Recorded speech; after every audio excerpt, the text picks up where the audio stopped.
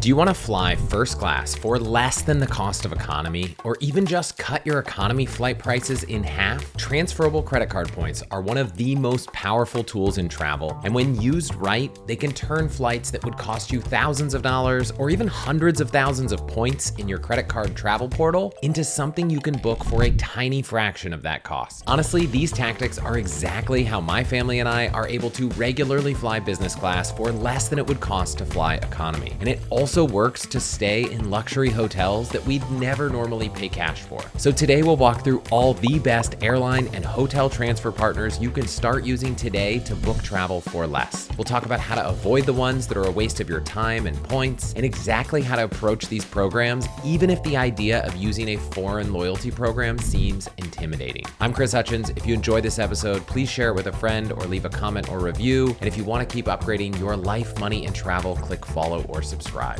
Greg, when it comes to credit card points, why do you think so much outsized value can come from transferring to airlines and hotels? When you use credit card points directly, like when you go into the bank's portal and book travel and use your points to pay for travel that way, you're usually getting 1 cent per point value. Sometimes there's some uplift. You get 1.25 or 1.5 or something like that. But what never happens in those cases, you never get incredible value. So you never have a situation where a $10,000, $20,000 flight is available for a reasonable number of points if you're using points in that way. However, when you transfer to the right airline partners or hotel partners, there's often opportunities to get just incredible value. Like, it's not unusual at all to get 2 cents value, but I frequently see 4 cents per point value, 5 cents per point value, and more, especially for the most expensive things.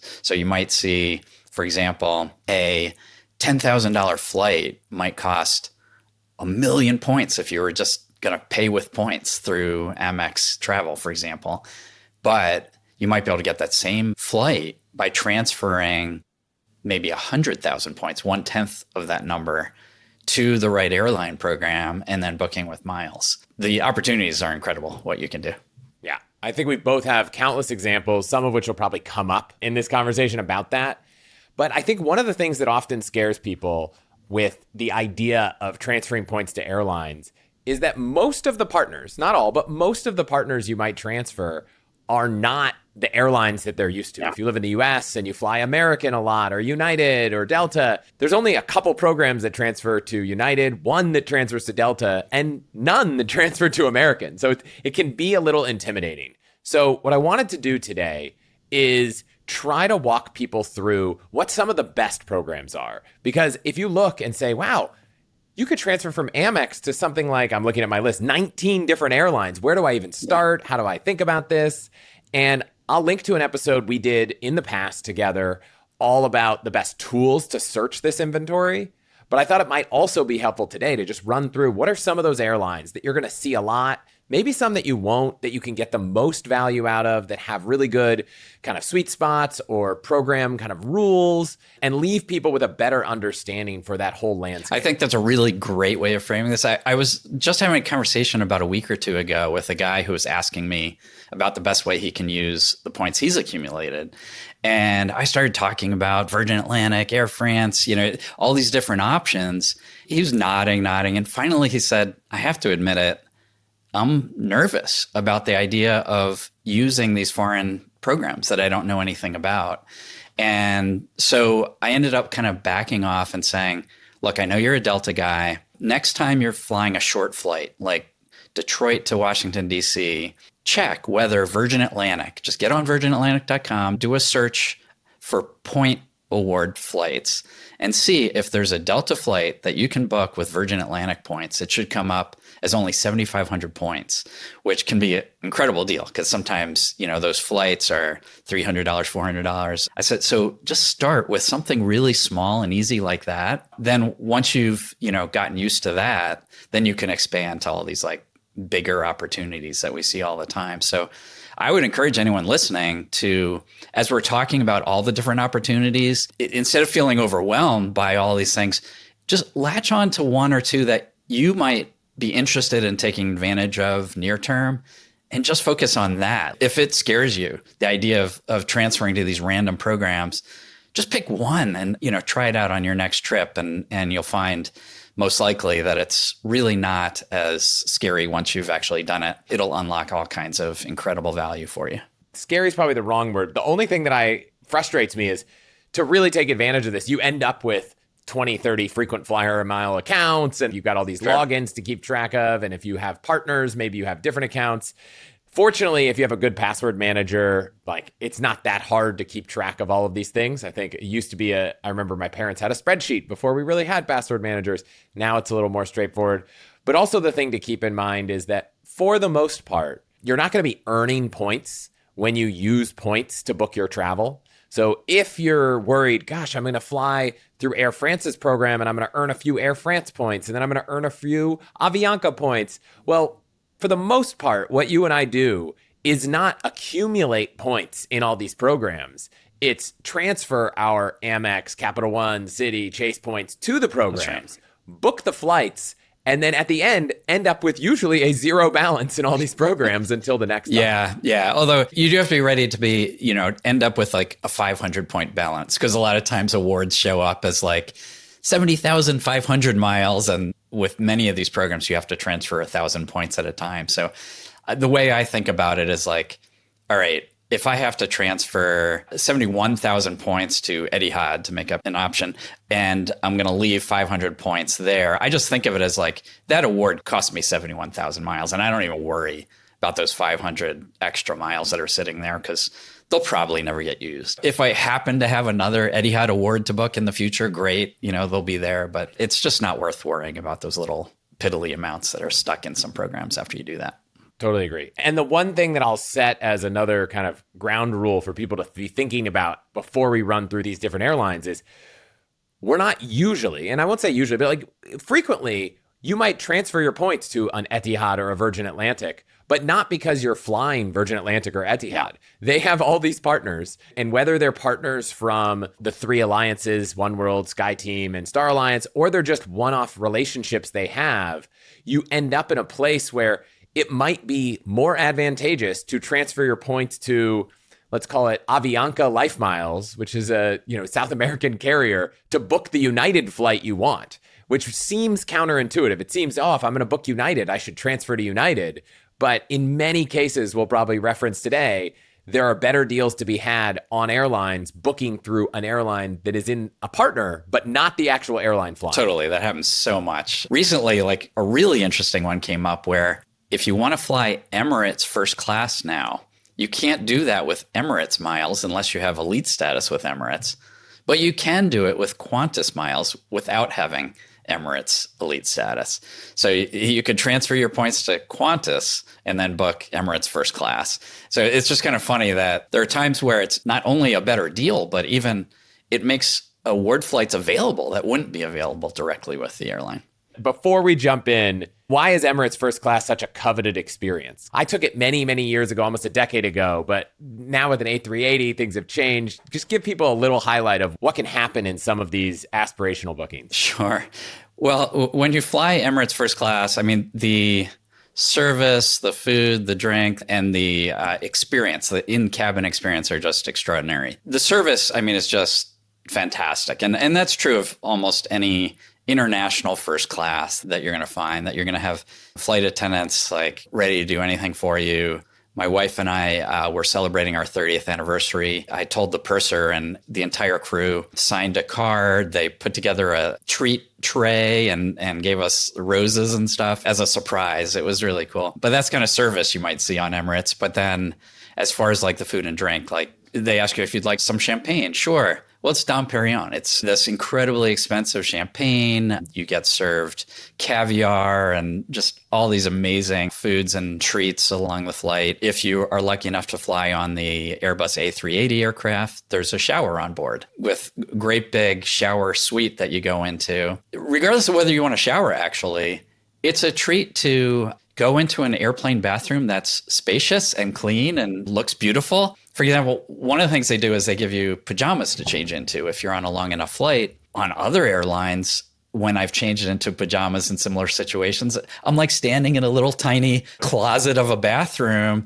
trying to take off my jeans or whatever without having my clothes touch the nasty floor at all, and then switching to the other one. It's very awkward. Yeah. And the one thing you left off, which I was probably the first time I experienced this, was every individual seat has a door. Right. So, this is becoming a little more common. Yeah. I think in JetBlue Mint, you have a little door as you walk by. But this is a much bigger thing. Like it is a tall door. You really feel like you're in your own private room. Yeah.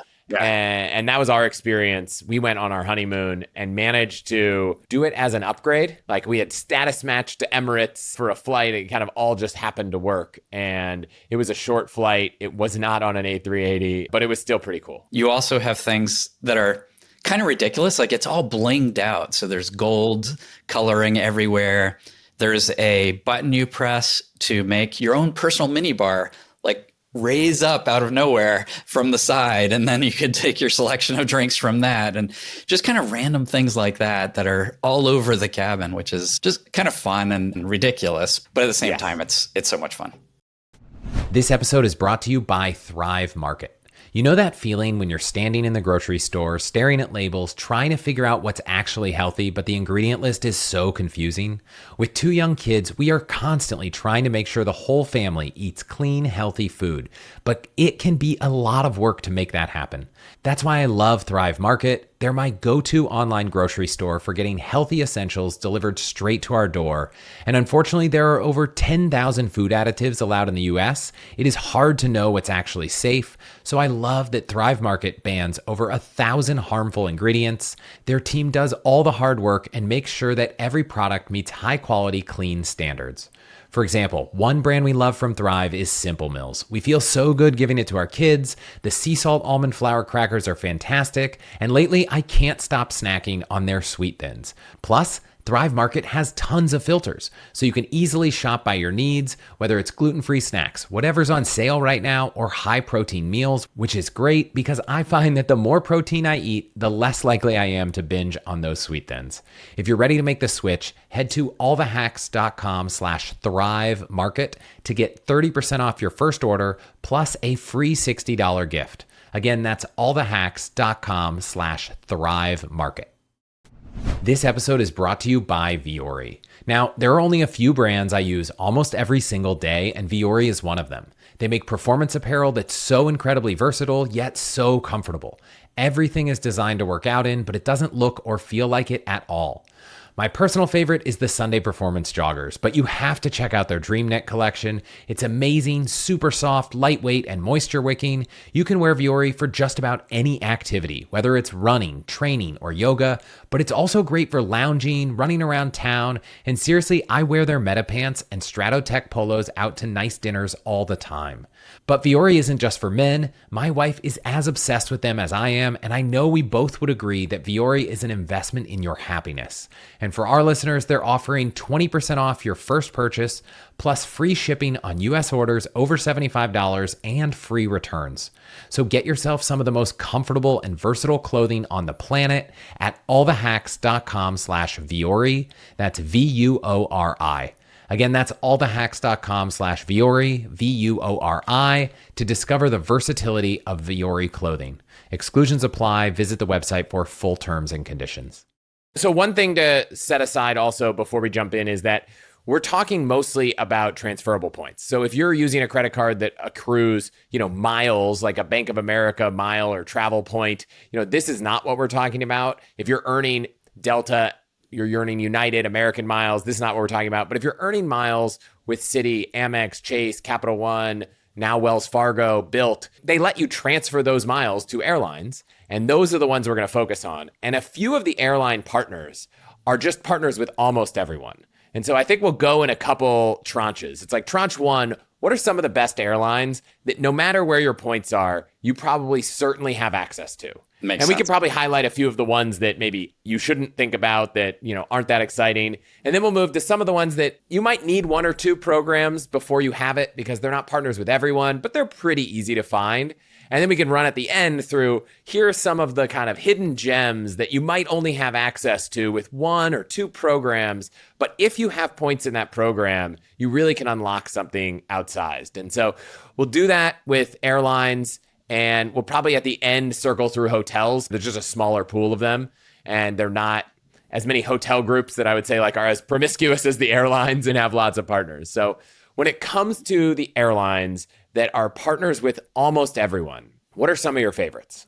Virgin Atlantic is a really good one. Air France is terrific for SkyTeam flights. Air Canada is probably my single favorite of the ones that are transferable from most programs. So maybe we'll spend a couple minutes on each of these. Air Canada, you said it's your favorite. You can't do it with Citi points, but pretty much everyone else.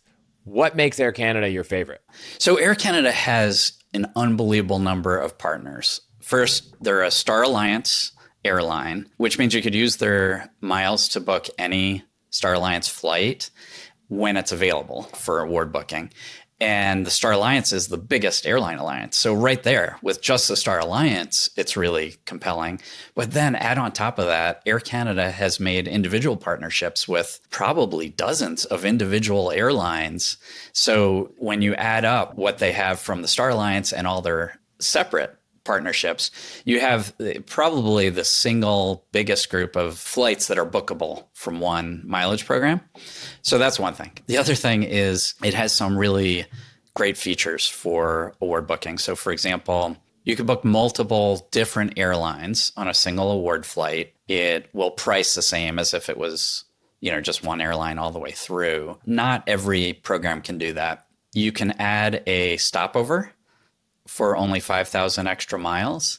So, for example, if you're flying to, let's say, Australia or something, and maybe you're going via the Middle East or via Asia, you can stop in one of those places, add 5,000 miles to your trip, stop and enjoy that location before going on.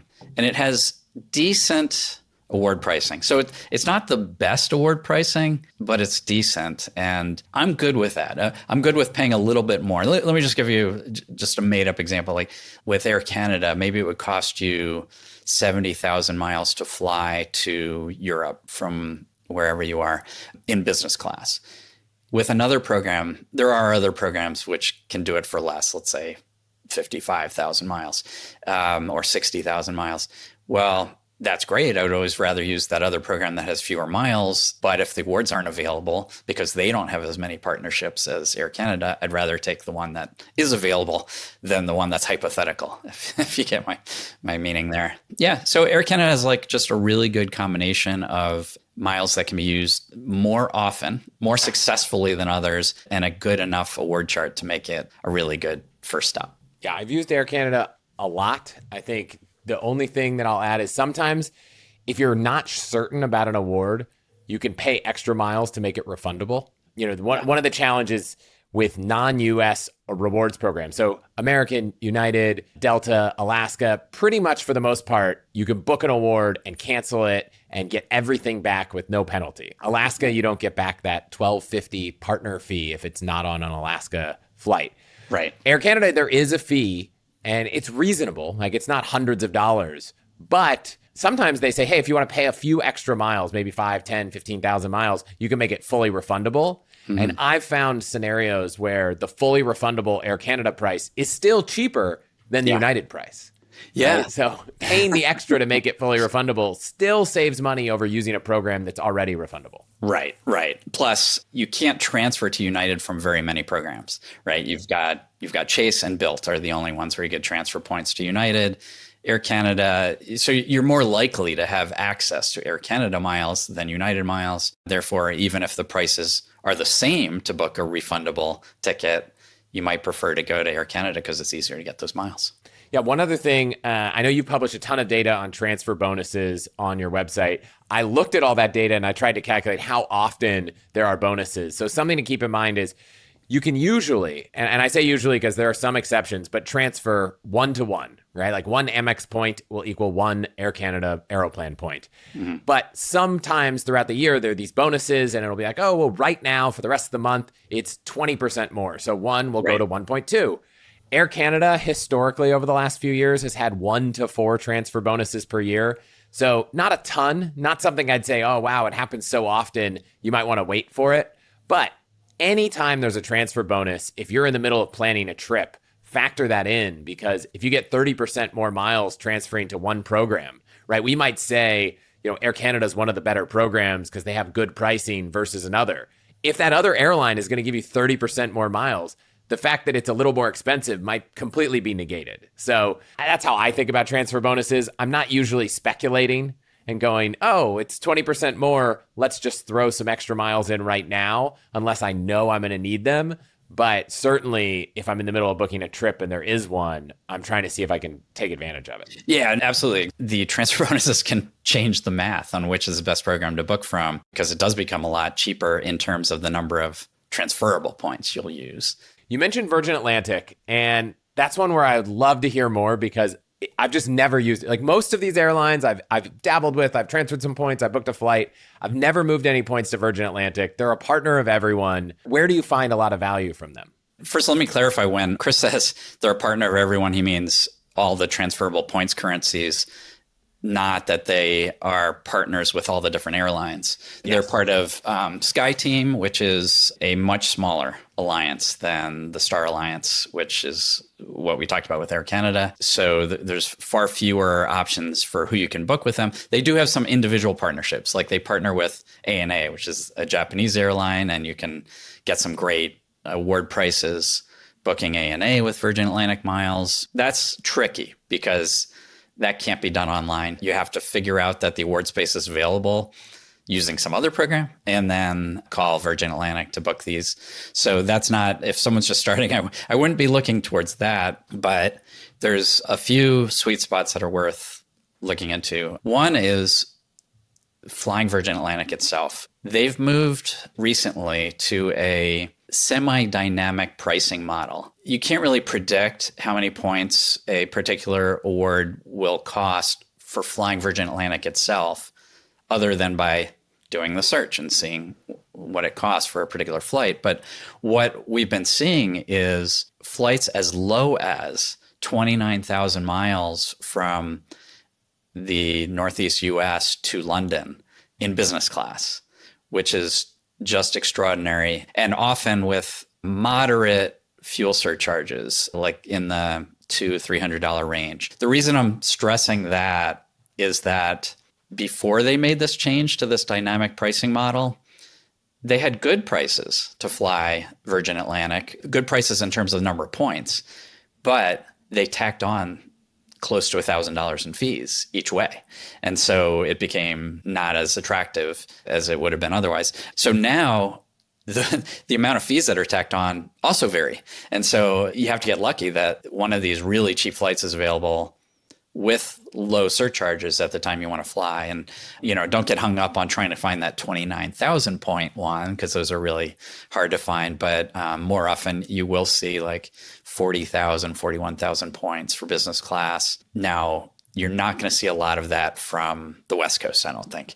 But for those, especially in New York, Virgin Atlantic just has tons and tons of flights between JFK and London. So a lot more award availability is there. In addition to business class deals, using Virgin Atlantic miles to fly Virgin Atlantic, they have some incredible prices for economy and premium economy. So we've seen, economy as low as about 6,000 miles one way. To Europe? To London, yeah.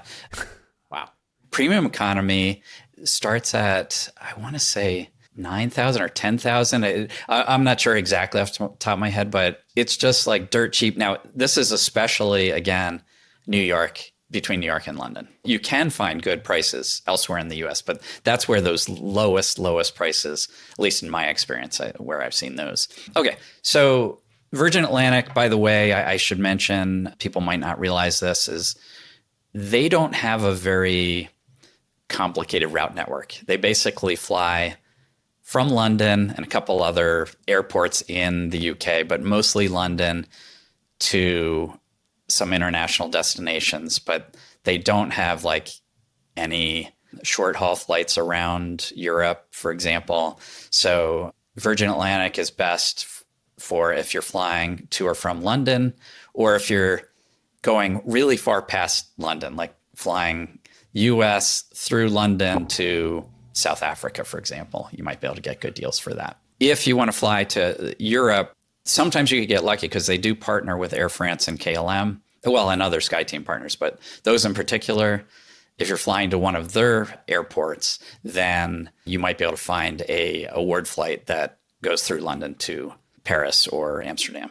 Okay, so ANA, but you got to find it somewhere else. Flying Virgin Atlantic metal. And you mentioned that example earlier for Delta. So if someone's looking for Delta flights, is Virgin a good place to look? So if you're flying domestically in the US on Delta, and it's a fairly short distance, nonstop flight, then Virgin actually has some really good pricing. Where things start to go awry is if you have any stops along the way, Virgin will price each leg of your journey separately. So it all adds up and quickly becomes a bad deal. I said domestic, but actually you can find good deals between like Southern Florida and the Caribbean, for example, because, those are short distance, or even Atlanta and the Caribbean. So there are good deals to be had on just about any short distance flights. Virgin used to be the best way to book Delta business class to Europe, but what's happened is they recently started tacking on about $1,000 in surcharges when you do that.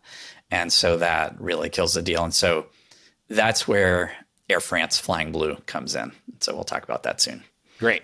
Let's do that, because Air France is probably the airline I have booked the most international business class with, because prior to, I guess, a month ago, things change all the time, right? It seemed like last year and in years before, finding Air France business class inventory was easier. Then it was really hard. And now, as we're recording, it seems like it's gotten a lot easier again. Yeah. But why do you love Flying Blue, the program for both Air France and KLM?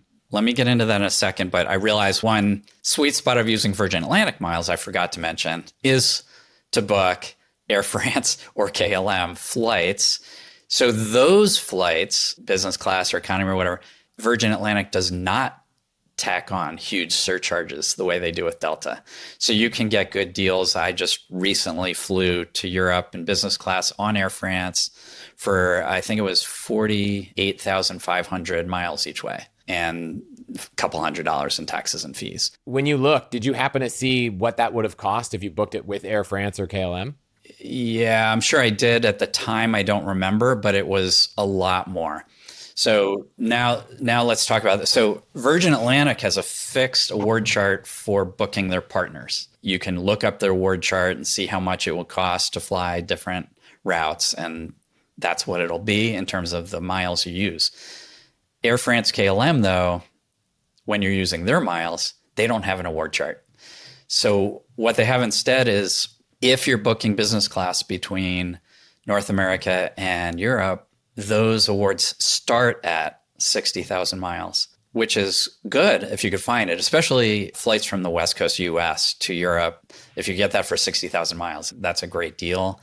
And I'm saying that because, I mentioned before, around 48,000 Virgin Atlantic miles to fly Air France business class. That was from US East Coast to Europe West Coast. So that's a much shorter flight. Virgin Atlantic charges more. Their award chart shows it charges more from the West Coast US to Europe. Air France KLM would be a better deal in that case if you got the 60,000 point award. In the case I was talking about, I know the 60,000 point award was not available. I can't remember what they were charging. It might have been 90,000, might have been 120,000.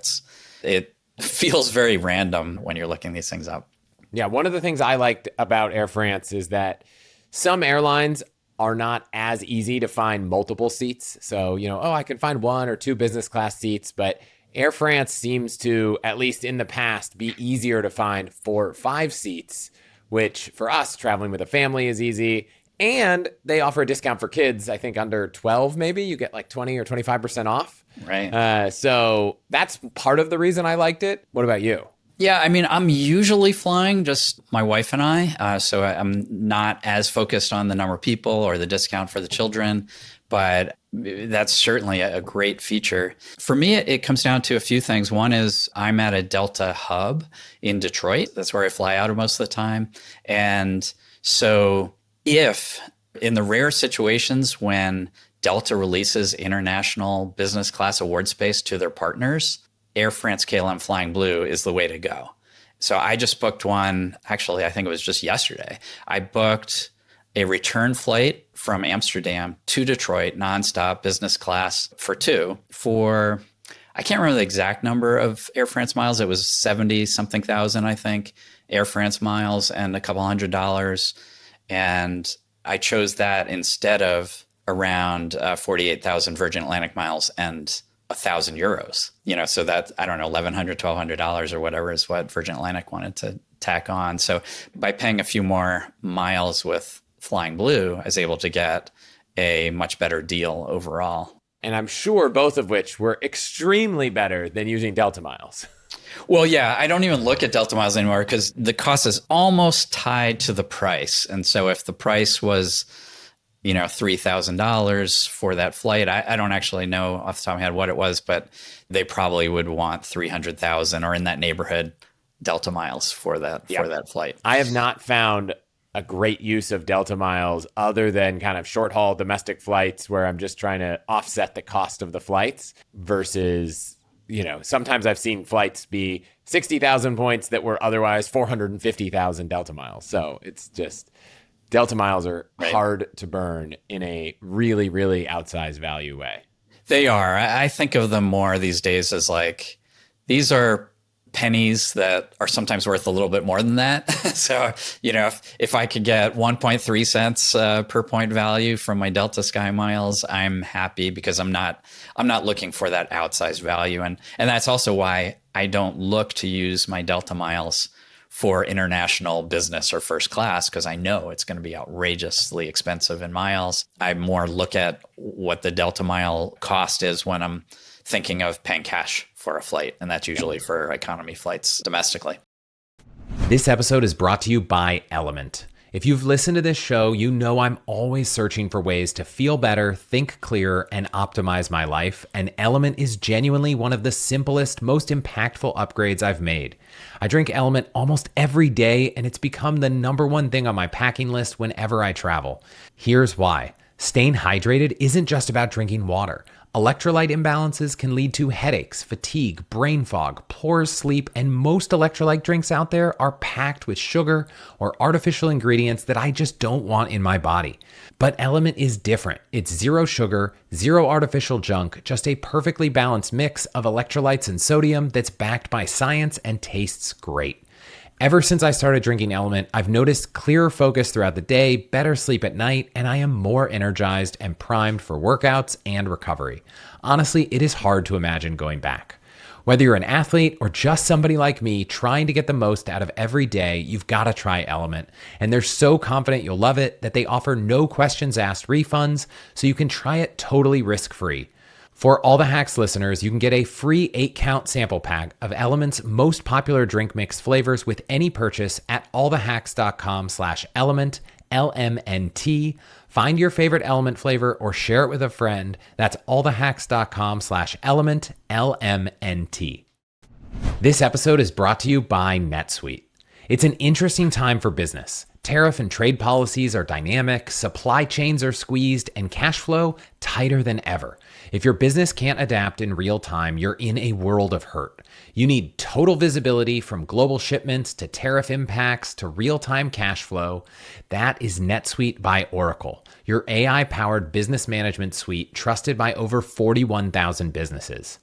NetSuite is the number one cloud ERP for many reasons. It brings accounting, financial management, inventory, HR into one suite. You have one source of truth, giving you the visibility and control you need to make quick decisions. And with AI embedded throughout, you can automate a lot of those everyday tasks, letting your teams stay strategic.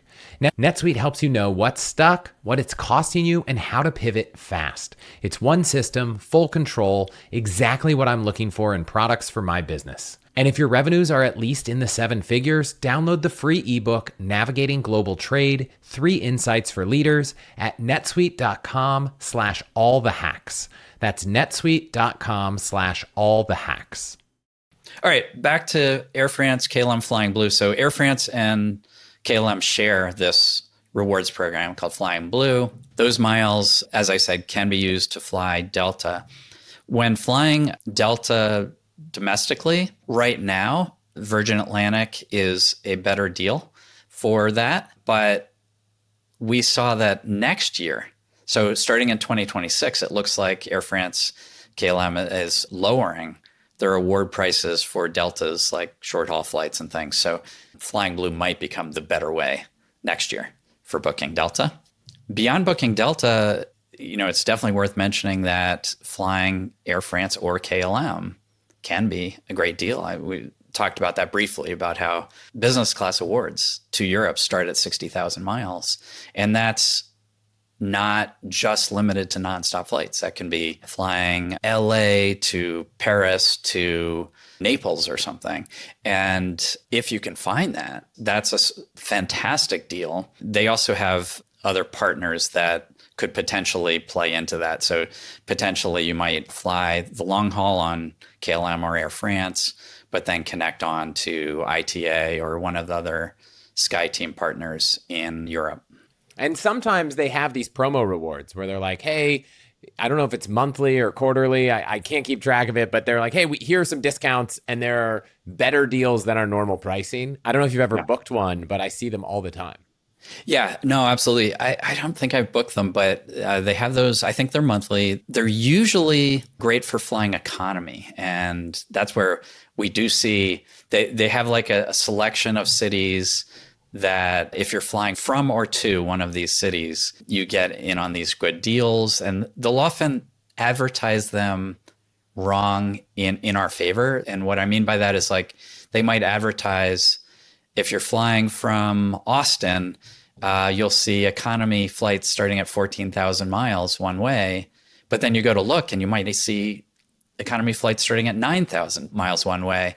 And so they kind of sell themselves short by, I guess they're, over delivering on the deal in those cases. Sometimes they do have business class deals sometimes, but it's usually just one North American city and seems to be as likely to be in Canada as in the US. So, I feel like I frequently see them out of Montreal or wherever, which is great for people who could easily get to Montreal, but not so great for everyone hoping to find a deal from LA or New York or Chicago. The only other thing I'll say is, this inventory that these airlines offer changes all the time. And everyone was kind of in a sour mood about Air France, KLM Flying Blue this year because there was just not the availability we'd seen historically. And then in the last week or two, it seems like if you want to go to Europe, now it's a lot easier. And so, things are going to change and ebb and flow with the release of inventory. But I'm hopeful that this is back to the old Flying Blue where there's a lot more availability and it's a lot easier to book. And so right now, at least recording at the end of June, it's gotten better. And so hopefully that trend continues. I'm hoping it's better than before even because those business class flights to Europe used to start at 50,000 miles. And some number of months back, they changed it to starting at 60,000 miles. And they told us, well, we're doing that so that we can afford to basically release more award space. They didn't say it in those words, but that's at least how we interpreted what they said. And the reverse happened. Like after they made that change, all the award space dried up and we were like, hey, what's going on here? I'm hopeful that that was a technical issue or an accounting issue that they've worked through and that now they actually have delivered on this promise to open more award space.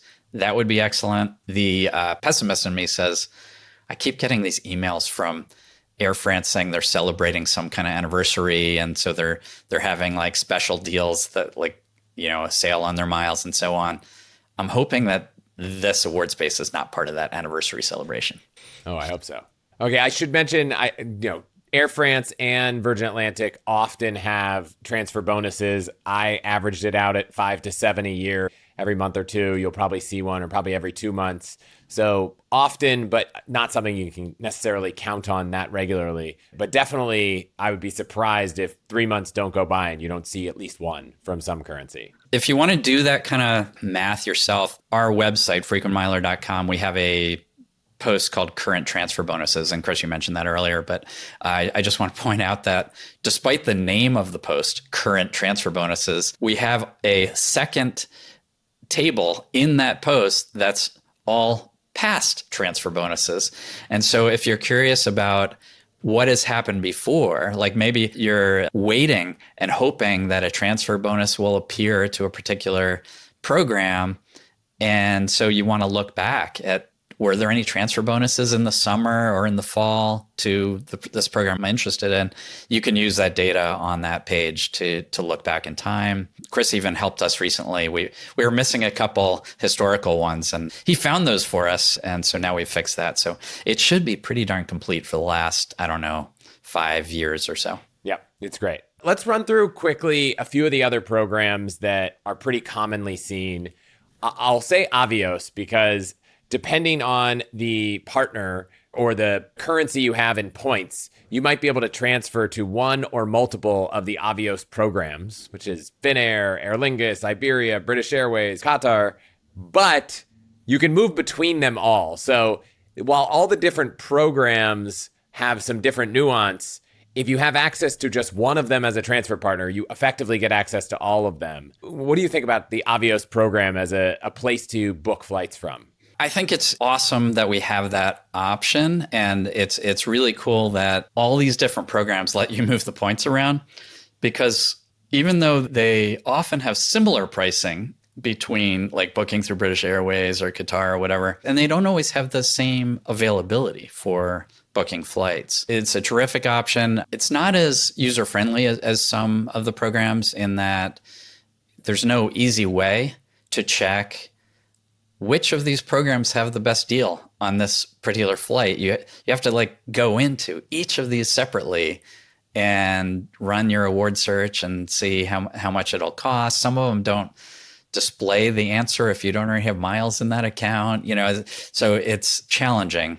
I wouldn't say there's like amazing deals in there, but there are some good deals to be found. And there are things that you might not normally think about that is really good. So for example, if you're interested in flying Qatar Q Suites, which is one of the best business class flights you can do, international business class, you can use British Airways Avios to book Qatar from the US to Doha for 70,000 Avios, which is good.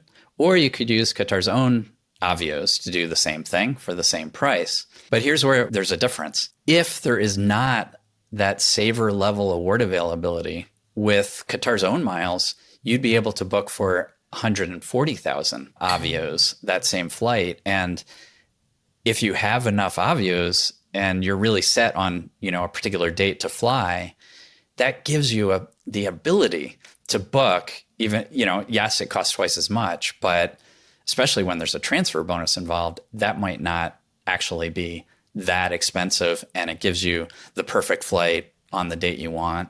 And so it's really good from that point of view.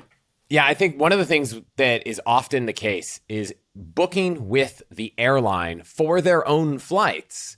You get access for some programs to a lot more inventory. I know on United, you could book any flight you want with miles. It's just not always the best deal. Yeah. But even when it's not the best deal, it might still be a better deal than, booking in a travel portal, getting 1 cent per point. And I've seen this with United a lot. Yes, you can go to Europe for, under 100,000 points in business class, but sometimes it might be 130, 140, which sometimes I feel, gosh, I know it could be better. Like there are better prices, but if the flight otherwise is still going to be $5,000, it's still going to be 500,000 points in the portal to book. Yeah.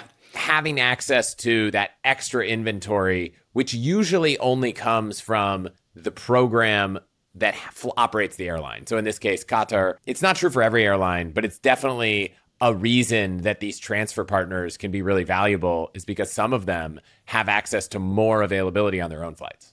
Yeah, that's a great point. So I was just pointing out one very specific example of that. But to expand on your United example, I think United, American, and Alaska all share that characteristic that sometimes you can book their own flights when you couldn't book them with partners if you have their own miles. But what they also share is the free cancellations. And so what I like to do is if I see, I need to fly to Europe, or I need to fly to Australia, wherever it is, on a particular date or in a narrow window, and I see a not horrible use of United miles, Alaska miles, American Airlines miles, if I have enough of any of those miles, what I'll do is I'll book it, but then I'll also set up award alerts with some different tools to be alerted when a better deal comes up. And when that better deal comes up, okay, I'll cancel my United booking and get back the miles, get back the fees that I paid, and book this new one. And if one never shows up, then great. I still have a good award flight that I can take. I have never yet taken that good award flight. The alerts have always come through for me. Yes. I think when we talk about examples with these airlines, you might not find them today, but that doesn't mean you won't find them before your flight takes off. So when it comes to Avios, my historical use of them, which hasn't been very recent, is that, booking short haul, medium flights, especially on American, can be a great deal. Internationally, the fuel surcharges were so high that I've never really seen great Avios uses kind of going to Europe on British Airways or something. Are there any other kind of Avios sweet spots you found that or places to avoid? Yeah, I mean, as you said, certainly flying British Airways itself, long haul, using any points, actually, almost any points, they tack on these huge surcharges. And so that's a problem. The one exception there with using Avios is if you're flying British Airways and booking through British Airways often these days gives you an option of paying more miles and fewer surcharges. So you might be able to book, a business class flight to London from North America for, I don't know what the pricing is off the top of my head, but let's say it's 60,000 Avios, but with high surcharges, or you could pay 85,000 Avios and low surcharges. And I actually recently did that for my son for a flight that we're taking later this summer because I had found a really good deal for my wife and I, but there were only 2 seats using different miles. And then I was like, oh, he wants to fly. He wants to go on this trip too. And oh my gosh, the surcharge is so high. But then I remembered that, okay, wait, if I look through British Airways itself at the award, I might be able to, just pay more Avios. And I'm willing to do that because all the Avios I have in my account have been accumulated from when there have been really big transfer bonuses. So I'm talking 40% or more. Yeah. And again, similar numbers, 6 to 7 transfer bonuses a year to Avios. And the fact that there are so many programs you can transfer to makes me feel like that number is going to be even higher going forward. Because if there's a transfer bonus to Finnair, well, great. That's also a transfer bonus to Qatar and British Airways and all of that. So yeah, exactly. And keep in mind the feature you just mentioned. One of the things you won't find with a lot of award search tools is stuff like that. Knowing that you can go to British Airways' own site and buy down the fuel surcharge is not something that you'll probably see on Award Tool or Points or somewhere else. So that's a really good call out. That's a really good point. If you are eliminating flights from your searches, all those tools let you say, I don't want to see flights that have more than X amount of dollars in surcharges. If you're doing that, you might be missing some opportunities for awards. Yeah. Okay, let's try to do a rapid fire here where we're not going to go into as much length because, we kind of hit on the programs that I think are among the best, unless I missed any. But I'm going to run through a few of the commonly transferable airlines, maybe give me a couple bullets on whether they are or are not a good use or things people should explore. I'll start with Emirates, which has been unable to transfer to for a while I think they upgraded tech, but it seems like it's back.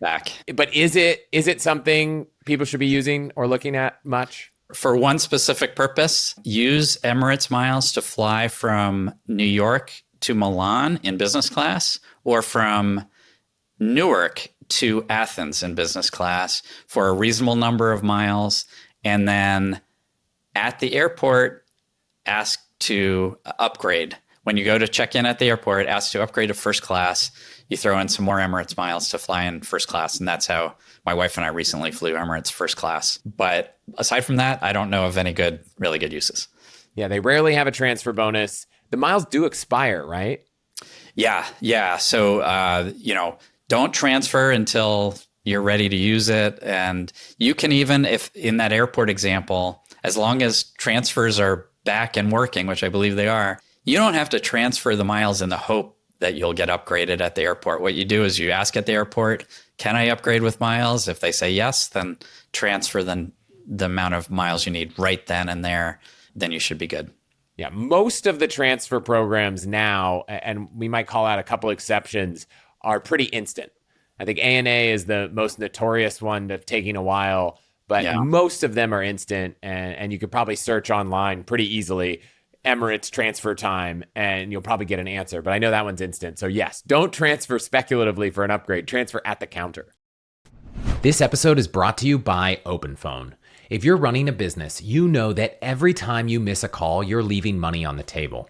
When every customer conversation matters, you need a phone system that keeps up and helps you stay connected 24/7. With OpenPhone, you'll never miss an opportunity to connect with your customers.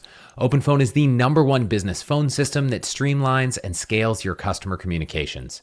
It works right on your phone or computer, so you don't need to carry a second phone. And if you work with a team, you can all collaborate on texts and calls like a shared inbox, keeping response times faster than ever. The best part, you can say goodbye to voicemails. OpenPhone's AI agent can answer questions, handle calls after hours, and even capture new leads automatically. So if you're a solo operator or managing a growing team, you've got to check out OpenPhone and see why over 60,000 businesses trust them for customer communications. And right now, OpenPhone is offering listeners 20% off your first 6 months at allthehacks.com/openphone. That's allthehacks.com/openphone, OPENPHONE. And if you have existing numbers with another service, OpenPhone will port them over at no extra charge. OpenPhone, no missed calls, no missed customers.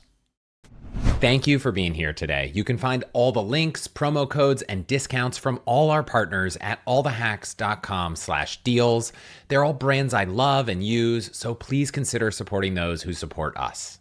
Okay, what about Singapore? That's one that I've never actually used the points for, but I know you can transfer from almost every program. Yeah, they used to have a lot of sweet spots, but not anymore. Their award chart is just really pretty bad. Best use is the fact that you can't use partner miles to book Singapore first class or Singapore suites. And so if your heart is set on trying Singapore's first class or first class suites, then you need Singapore miles to book that. But even then, it's hard to find the saver level award availability for that. So it's not a program I appreciate. Plus, miles expire in 3 years. There's not much you can do about it. And so I'm very not a fan of that program. Yeah. Many programs have some expiration. When we're calling them out, Emirates and Singapore, there's not really a way to extend them, right? So for some programs, they might expire, but if you transferred 1,000 miles or you made a donation or you bought a magazine, you can kind of sometimes extend those things. Right. But with Singapore, with Emirates, it's like, they're gone. They're gone. Yeah, exactly. Yeah. I hate that. That seems to be really common with Asian airlines and in some cases, as you pointed out, Middle Eastern. Yeah. What about Cathay Pacific? It's a one world program, which means you can use their miles to fly American Airlines, Alaska, British Airways, all those kind of different things. One really good sweet spot that not many people know about is when you book British Airways flights from the US East. I'm not sure exactly where the cutoff is, but if you're flying from an eastern city to London on British Airways with Cathay Pacific miles, surcharges are very, very low. I think they're less than $200. And that was actually when I mentioned before that my wife and I booked a flight and then I had to find a way to get my son on. I had booked us using Cathay Pacific miles, but there were only 2 seats available to partners from that British Airways flight. So then I had to get on British Airways and find one that was available to British Airways themselves for the 3rd seat for my son. Anyway, so that can be a great deal. Another good use is flying Cathay Pacific itself because you'll find better award availability. So award prices aren't amazing, but again, if they are compared to the cash rates, if you can find business or first class to fly to Hong Kong or beyond, Hong Kong is where they're based, then that can be a great deal. They have an interesting award chart where it's distance based, but it has a limit to how far that distance goes. So what happens is when you go further than the top band of the distance chart, they don't charge more. And the reason that's interesting is that they average the award based on what cabin you flew, how far you flew each cabin of service. So if you fly 50% in economy and 50% in business class, the award price will be half of what economy price would be and half of what the business class price would be. I know this is very complicated, but what this means is like sometimes if you fly further, the award price goes down. So let's say you want to fly first class from Chicago to Hong Kong. You're already at the top of the award chart distance band now. If you fly further, let's say you fly all the way to South Africa in a lower cabin, you fly in business class instead of first class or economy instead of first class, that'll bring the award price down. So you're still flown that just as far in first class as the original price, but now because you're going further, the award price goes down. It's crazy. Yeah, some of these charts have these nuances where it's like when you figure them out. You did a whole episode I'll link to that's like flying further to save. So yeah. I'll link to that if people want to go deeper. The Cathay does have transfer bonuses, but they're usually 10 to 20%. There's not big transfer bonuses there, so not going to outsized value waiting for them. But if one's happening, definitely take advantage. This is just not one to keep your miles in, to hoard miles into this program. The uses for it are too specific. So now the next one, pretty common, Amex, Capital One, Citi is Avianca LifeMiles. So I'll keep this it has a ton of partners before we kind of go into the niche ones. But I think it definitely has the most transfer bonuses. There have been years as many as 12 transfer bonuses in 1 year. How do you think about LifeMile? Is it a program you use a lot? I don't, because it's kind of a pain to work with in a number of ways. And I don't think we should dive into all the ways it's a pain to work with, but let's talk about some of its advantages first. They don't charge fuel surcharges on any award flight. That's also true, by the way, with Air Canada Aeroplan, I forgot to mention earlier. And so that's great. They have some great pricing, but it's kind of all over the place in that sometimes there's like incredible deals to a particular city. Like they don't have a consistent award price. They seem to. Like it seems like, most awards to Europe cost this much, but then you might find a particular city where, it's even less if you go there. So that's great if you can find it, if it works for you, but it's inconsistent. High change fees. I hate that unless you subscribe, unless you pay monthly into their program for like extra benefits, you have to pay very high change fees and cancellation fees. That's probably my number one thing that kind of keeps me away from investing too much in this program is that all right, they're difficult to work with.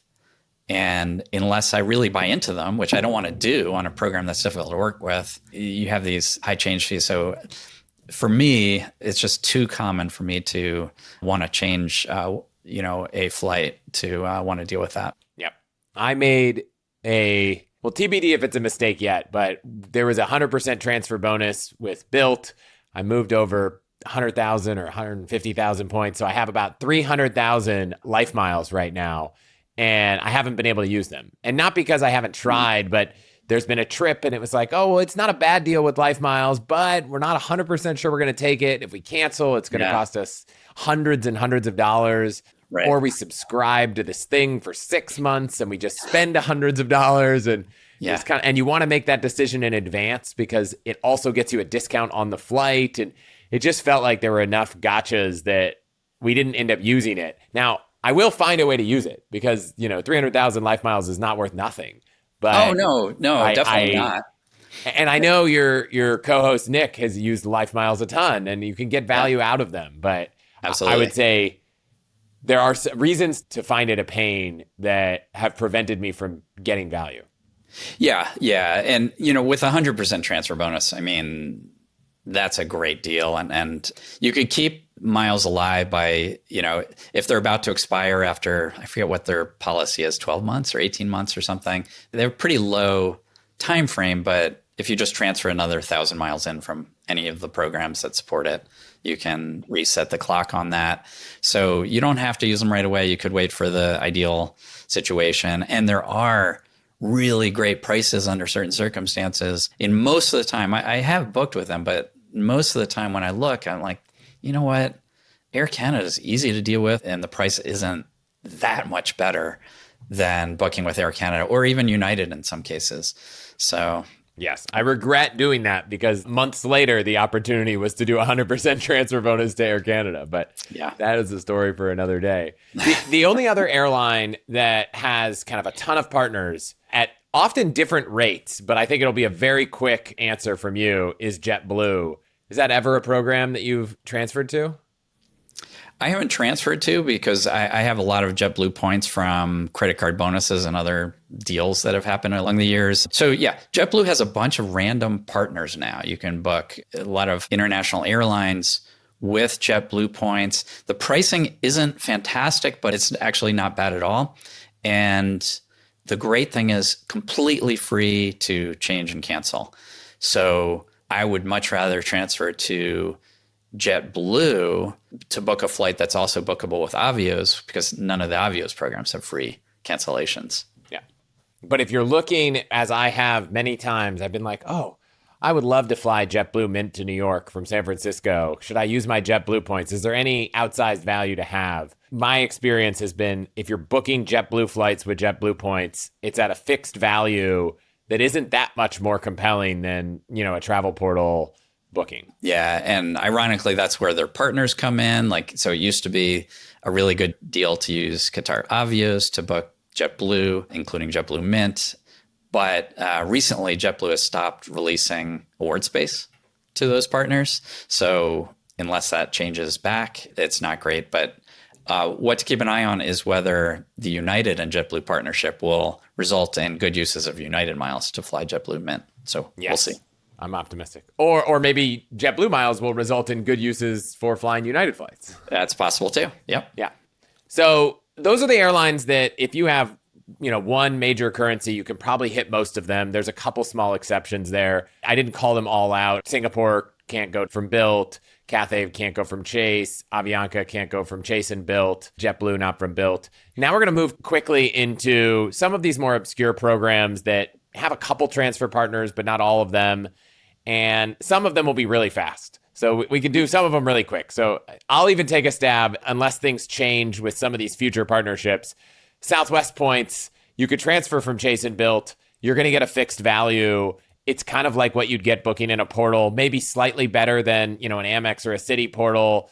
But unless these Iceland Air partnership or future kind of agreements take any footing, I don't see any reason personally to be transferring points to Southwest. Yeah, although things changed a little bit recently because they've changed their model for how they price the points on awards just recently, right? And now the idea is that on the, less full flights, you might get better award value. Like when Nick looked at it, he was seeing, I want to say up to 1.8 cents per point value, maybe. Like that was really rare, but it can happen that you get more in the higher range where it could make sense to transfer when you see that opportunity. But my God, do not transfer just hoping that that'll happen because, the whole reason they have this variable pricing structure is because most people are going to get actually worse pricing than before, not better. Yeah. Every time I've used my Southwest points, I've just been like, well, it's going to be 1.3, 1.4 cents per point. I already have them from earning points.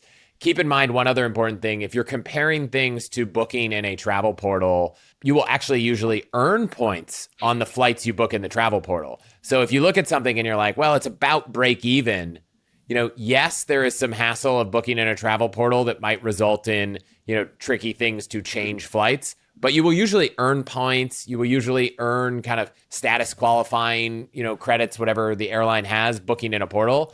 Versus if you're booking with points on Southwest, you're not earning points at all, right? So obviously, if you just have them in your Southwest program, you've got to use them. But transferring, I feel like there's so many other places that you might get better value. Okay, a few others. I'll hit on some that I think are going to be quick ones. Etihad, So Etihad often looks like it has good award pricing on short partner flights, like short American Airlines flights, for example.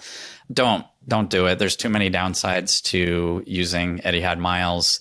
No reason for us to get into all the details right now. Just save yourself the headache and don't do that.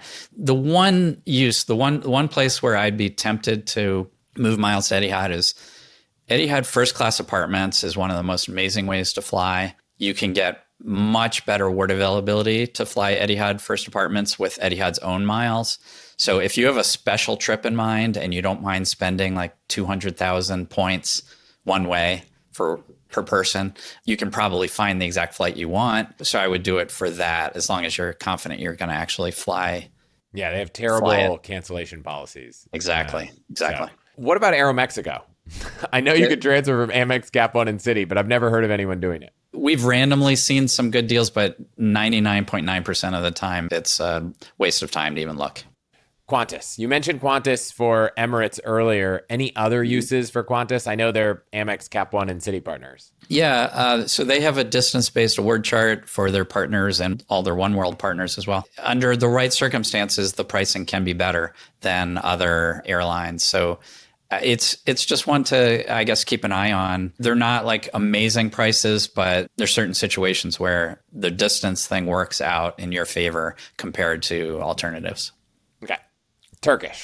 Turkish used to be great, but not so much anymore. They're a pain to work with. But if you want to fly across a big country, like the United States is a big country, you can do so in economy for only 10,000 points one way. That means you could fly all the way from Hawaii to Maine for 10,000 points one way. Now that's flying, in that example, that's flying United, but still, that's an amazing deal. The other place you can get decent award prices is at times flying Turkish itself with Turkish miles can be a fine deal, but all the other good stuff they used to have is gone. Is Turkish the one where it's like kind of tricky that if you haven't booked before, it's hard to book for other people? And like sometimes the app lets you do things the website doesn't. And Yes. Okay. Yeah, there's a lot of nuance there that I'd say before you're getting ready to go deep on Turkish, you might need to do some searching and kind of read up on all the gotchas.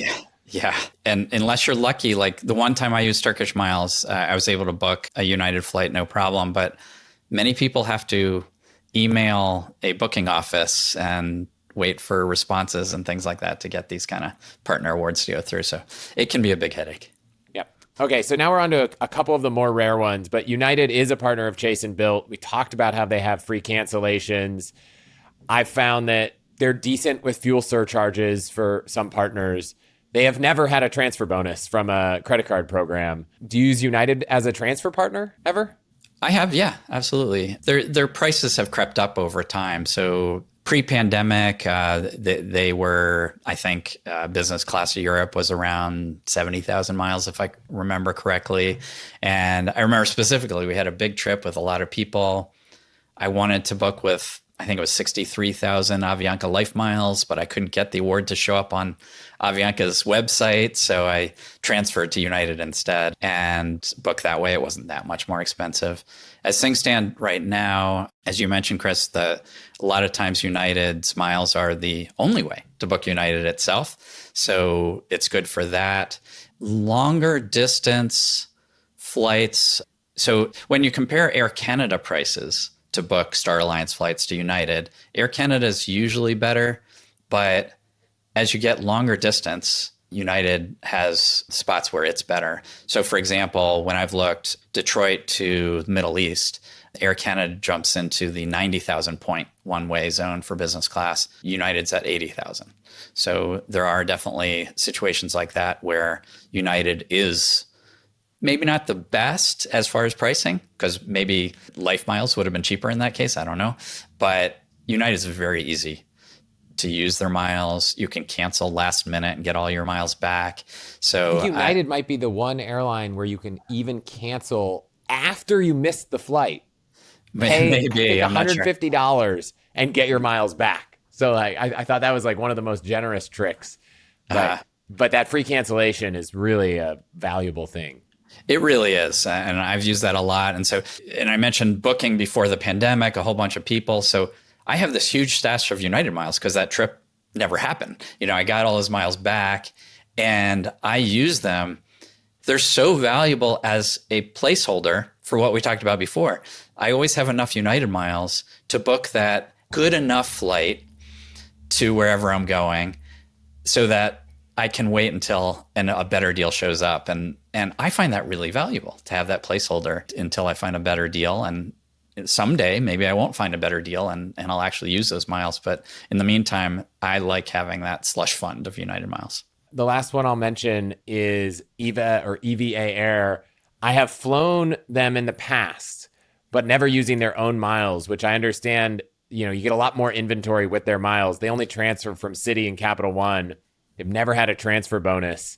Have you ever taken advantage of, booking their flights with their own inventory? Never. So I've actually never flown them at all either. But yeah, I mean, that's a great opportunity, especially because flights to Asia, award flights to Asia have become so difficult lately to find. And so having a program that has pretty wide open availability just about any time to its own members at good award prices is really nice. Unfortunately, when you transfer from Citi, it can take a couple days for the transfer to happen. Also, their website is horrible. And so understanding whether an award is available or not, figuring out how to book family members is just absurdly complicated. So Tim wrote a nice post about how all that works. So if you're interested in doing that, check out Tim's post on FrequentMiler about this topic. But that is one where I think an award tool might not show that availability. Right. And so if you're heart set on going to Asia and you're trying to find a deal and you have Capital One or Citi points, go find Tim's post and you might find some inventory you couldn't have found otherwise. Yeah, totally. Now, Capital One doesn't transfer 1-to-1, but it's probably still, if you're just out of luck finding, those flights, then that still could be worth it because they can do it. The few other airlines, I don't want to spend a lot of time. We'll skip Delta. We kind of talked about the Delta experience. You can get to Delta from Amex, but hard to get outsized value. Never had a transfer bonus. I mentioned ANA. I know it takes a while to transfer there. So my experience has always been I'm scared because award availability changes so frequently that if I initiate a transfer and have to wait a few days to book something, I won't have it. They lost their Round the World awards, which was something that people loved them for. Do you see a lot of use for ANA going forward? They still have very good award pricing. They now allow one-way awards now or soon. I can't remember if it's taken effect yet. So if you want to book Star Alliance for a good price, you can. Unfortunately, they pass along surcharges. So unless you're flying an airline that doesn't impose surcharges, it's not likely to be a good deal. So that was all a way of saying there are situations where you could get a very good deal with ANA, but I would not. Yeah, that's for experts only, I think, because exactly as you said, the award space might go away, and there's no way you should move points to ANA speculatively. Those points expire with no recourse. Yep. And it takes a while. So that's the nerve-wracking thing, right? If the award's gone by the time it gets there, now you've got these expiring miles. I would say only if you are just very flexible and confident you'll use them is it not a scary proposition. So what about TAP Air Portugal? I know it's a Cap One partner. I have zero experience, not a lot of transfer bonuses. I have zero experience too. Yeah. I'm not aware of any good uses of TAP Air miles that are current right now. I think there used to be a deal with using them to fly Emirates maybe, but I don't think that's available anymore. Yeah, the other one that I saw is Thai Air is kind of the one partner Citi has that no one else has, but I have not found anyone in my exhaustive research that has had any use for Thai Air points. And I'm not an exception to that finding. Yeah. Okay, the one I skipped, which is a built-only transfer partner, at least by the time this episode airs, is Alaska. Up until the end of June, you could get there through Hawaiian. If you have built points, I think Alaska's a great partner. And, I transferred a ton of Amex points through Hawaiian. I don't want to get people too excited because built points are among the hardest points to accumulate. Obviously, if you pay rent, fantastic way to accumulate built points up to 100,000 a year. And, you still get a card with 3x on dining, 2x on travel, but it's just really tough to accumulate them because there's no sign-up bonus. There's only one card. But if you have them, I'm a big fan of Alaska. I am a huge fan of Alaska miles. I've found so many great uses of them, from flying American Airlines for as few as 4,500 points. 4,500. And these are often like really expensive flights. Like, I've seen them like around the holidays for a $500 flight being available for 4,500 Alaska miles. It's just insane. I just booked multiple flights to London on American Airlines using Alaska miles, 45,000 miles to go Detroit to Chicago to London. It's just ridiculous how good of a value that is. The irony with that example is that you get much better value from the East Coast US, even though this is a West Coast based airline, because of the way their distance space award chart works. I won't dwell more because I am a fan. Obviously, there are the Alaska cards. Maybe by the time this comes out, their premium card that comes out in the summer that they've talked about is out. Hawaiian cards will probably, my guess is, be closed for new applications. But I would say if you can get access to points that transfer to Alaska, or you can get Alaska points themselves, I'm a fan. But it's going to be harder and harder with losing Amex going to Hawaiian. So good luck. Yeah. So we didn't talk much about hotels, and that's a little bit on purpose because for the most part, and we'll talk about the glaring exception here, which I'm sure you know, most hotel points in general are just not as valuable as airline miles. And so I looked, you guys do a reasonable redemption value, and it seems like almost every airline mile has a redemption value of greater than 1 cent, and almost every hotel mile has a regular redemption value of less than 1 cent and often as low as half a cent. Right. Hyatt is the one exception, and they're a Chase and Built transfer partner. So I definitely want to highlight why Hyatt can be such an excellent value. And then maybe we run through really briefly on whether there is any value to be had transferring points to any of the other programs, but not dwell on them too much, because if you want hotel points, often you're better off accumulating them with hotel cards and hotel sign-up bonuses than as transfer partners. And obviously staying in the chains. But let's start with Hyatt. Well, I mean, Hyatt just has great value for their own hotels, middling value for their Mr. and Mrs. Smith partnership. So I wouldn't get excited about transferring to Hyatt for that, but if you're going to book a Hyatt hotel, there's a very good chance that you can get great value for your points. So definitely check that out. Yep. I know a lot of people who kind of consider their Chase points Hyatt points and don't really even consider United, for example, as a transfer partner, because they'd rather use Air Canada because all the points go to Air Canada, even if United's a better deal, because using Chase points for United means losing points that could go to Hyatt. And Right. And that's because you can't transfer from like Amex to United, where people tend to have a lot of points. So they use their Amex points to transfer to Air Canada. Right. Yeah, no, that's a totally sound thing. And it's, 90% my approach as well. I mentioned earlier, I have transferred to United. That was quite a while ago now. I haven't done anything but Hyatt since then. Yeah. So in my mind, Chase points are pretty much just Hyatt points. I love that you can book suites with points. And if you earn status on Hyatt, the upgrade awards that let you confirm suites and upgrade them are fantastic. I'm a big fan of Hyatt. I should spend more time on them in another episode, but you will never find a transfer bonus. I don't think there's ever been one in the history of this game. So That's one. We'll do a quick run through. So Wyndham seems like with Vacasa as a partnership, going from Cap One or Citi to Wyndham could make sense. Yep. You can get decent value booking vacation rentals with Wyndham points. But it seems like not great value booking Wyndhams with Wyndham points. It varies. Yeah, I mean, sometimes you can get decent value, but on average, it doesn't look good. Yeah. There's one. They've had 1 to 2 transfer bonuses a year around the 20% mark. IHG. I know there's a lot of Chase card holders who might now have IHG status. independent of IHG, the program on its own, but as a transfer partner, from my perspective, it's one-to-one from Chase and Built. It just holds nothing to Hyatt as an alternative. I can't see a reason to transfer ever.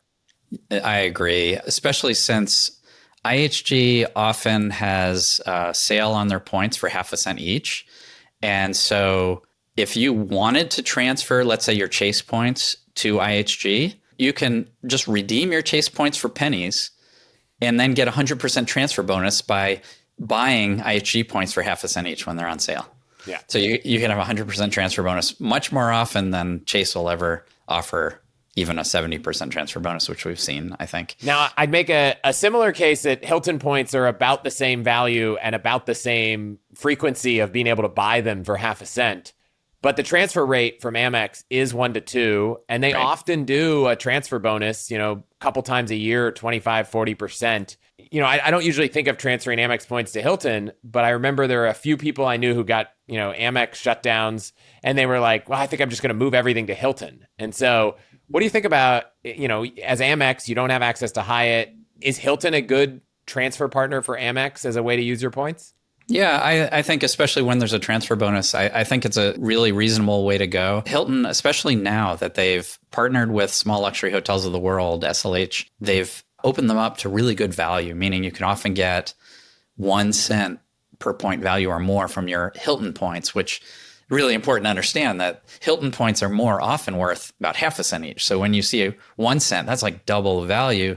Or another way of putting it is if you transferred from Amex 1-2, which is the normal transfer rate, then you're getting like 2 cents per Amex point or more value in those situations, or better if you did during a transfer bonus, right? That's a good use if you're into luxury hotels. At the sort of more medium, lower end, you're going to find fewer opportunities. There are opportunities, but there's going to be fewer to use Hilton for good value. Yep. They have done some recent devaluations on that high end, but they also do have fifth night free. So keep that in mind when you're thinking about this. If it's a 5-night stay at a high-end hotel during a transfer bonus, could be a good use. If it's a 1-night stay, no transfer bonus, might be a little trickier. I spent a lot of years staying at Marriott properties. I still have never transferred points because, again, like IHG, it's a 1-to-1. Their points are worth less than a cent. They do have some transfer bonuses and fifth night free, but it just seems like the math has never worked out. Yeah. And you'll sometimes see good value from your Marriott points, but it's just not predictable enough to want to even consider transferring 1-to-1. Yeah, I wouldn't do it. Now, the last one is one that I think the first time I've ever opened up a credit card just for transfer partners was that I'd never held Citi points. There weren't any kind of unique things that Citi had on the airline front except a better ratio to EVA Air, but it's not easy to accumulate, hundreds and hundreds of thousands of Citi points. But they do have Leaders Club and Preferred Hotels as two partners for hotels that seem like there might be some value. Have you gotten value? I know you have Citi cards. Yeah. And of course, there's also the 1-2 transfer rate to Choice, which can also be used to book preferred hotels. And so there are two different ways to book preferred hotels with Citi points. One is to transfer to Choice 1-2 and then book from there. The other is to transfer to I Prefer, which is Preferred Hotels' own program, at a 1-4 rate, which is pretty amazing. So yes, there are amazing deals to be had with that Preferred Hotels transfer. There are good deals to be had with that Choice transfer. The problem with the Preferred Hotels transfer is that Preferred Hotels, their rewards program is not ready for prime time. That's being generous. I mean, it's been really bad. It's getting better. Often, like, the searches for free nights just don't work correctly. If you get past that and get to where you can actually book a hotel, you may encounter issues where the hotel tries to charge you, again, a cash rate. That happened to me. I worked through it, but the point is, like, it's as far from friction-free as it can get. And so if you're chasing value, there is value to be had, some amazing value, but be ready for some frustration. Leaders Club is easier. So Leaders Club is kind of a fixed value in a way. From Citi to Leaders Club, the transfer ratio is 5-1, which sounds terrible. Like you end up with 20% Leaders Club points that you started with and Citi points.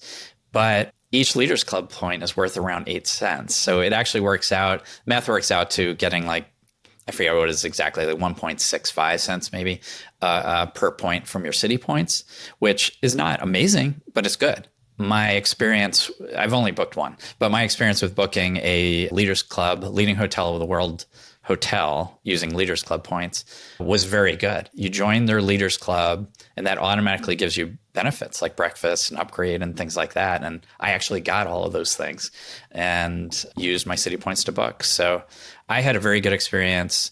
The number of properties available to book with points isn't huge. So you really have to, look at what's available and see if it'll work for you. But the possibilities are good. Yeah. Yeah. For some reason, I skipped over choice. So we mentioned that choice for preferred hotels can be interesting. But if you're sitting on Amex or Cap One points and you can go 1-to-1 to choice, just like a lot of the other hotel programs, don't do it. Not worth it. Right. I think they had one transfer bonus ever. And even then, choice points, are not worth that 1-to-1 ratio. Yeah. You can sometimes find Choice's own hotels. You might be getting as much as a penny per point value, sometimes a little bit more, but that's not great value for your transferable points. But if you're transferring 1-to-2, then it becomes interesting. And that you can do from Citibank or Wells Fargo. Yeah. Yeah. We didn't talk about Wells Fargo much because I think they only have Virgin Atlantic, Avios, Flying Blue, LifeMiles, and Choice. So it's a very small portfolio, none of which are kind of unique, though that 1-to-2 ratio is probably the only thing that kind of stands out as differentiated other than Citi. Yeah. And then I didn't mention Accor. Similarly, my understanding, Accor points are kind of fixed in value. You've got to transfer 2-to-1. You're not going to get outsized value. Built is 1.5-to-1, but if you're sitting on Built points, I'd take Alaska miles over Accor points every single day. Every day, yeah. I totally agree. This was a lot. So if people need to go back in the timestamps and find other airlines and get excited, by all means do that. The one thing that I noticed in some programs is you really want to make sure you have your program set up in advance. And so, for example, some airlines don't let you book right away after creating a frequent flyer account. Some airlines, your names might not match perfectly. So you want to make sure that maybe you opened an account a long time ago. For me, I sometimes, is it Christopher? Is it Chris? Like if you have a junior or a suffix, that could be a challenge. So the one tip, and I wonder if there's anything I'm missing, is take an hour and just open up a few accounts at the programs you might think after listening to this episode you'd want to transfer for, just to have them set up and do that in advance. And if you're working with a partner and they have miles, maybe do it for both of you.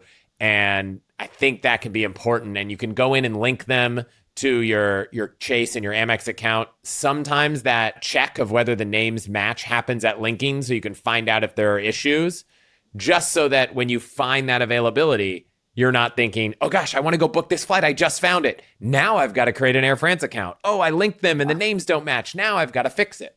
Yeah. And especially I'd recommend going through the multiple Avios programs, Iberia, British Airways, Qatar, Finnair, and set all those up and make sure that your name, email address, and phone number, home address, all that stuff matches exactly across all of them.